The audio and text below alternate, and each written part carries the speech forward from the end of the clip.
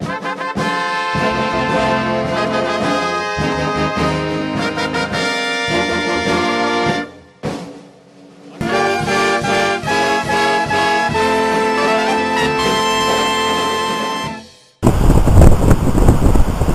is Strobex 1 on the shore of Lake Michigan at Pere Marquette Park in Michigan. And we're looking across on Lake Michigan, seeing the results of Hurricane Sandy. And normally hurricanes never come up this far. I've lived here all my life. I'm 58 years old, and this is the first hurricane that's ever made it up this far that I know of. And as you can see, there are some waves that are crashing over the North Breakwater. And these waves that you see in front, they're probably 2 feet or so, but that's because they're behind the breakwater.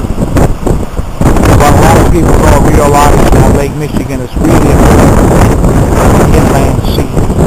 And so that all the waves that they get on the ocean and the Atlantic and the Pacific, we get those here too.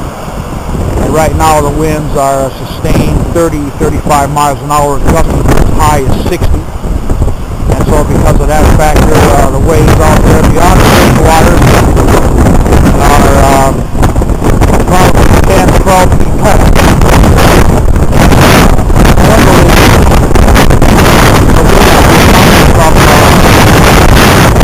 Northwest, which I guess where we are right now. So I'm going to move to another location and let you see the Lake Michigan on the other side of the breakwater. But normally, as I said before, we don't get hurricanes up this far.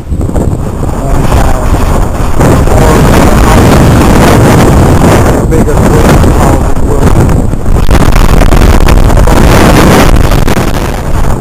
This is on the south side of the breakwater.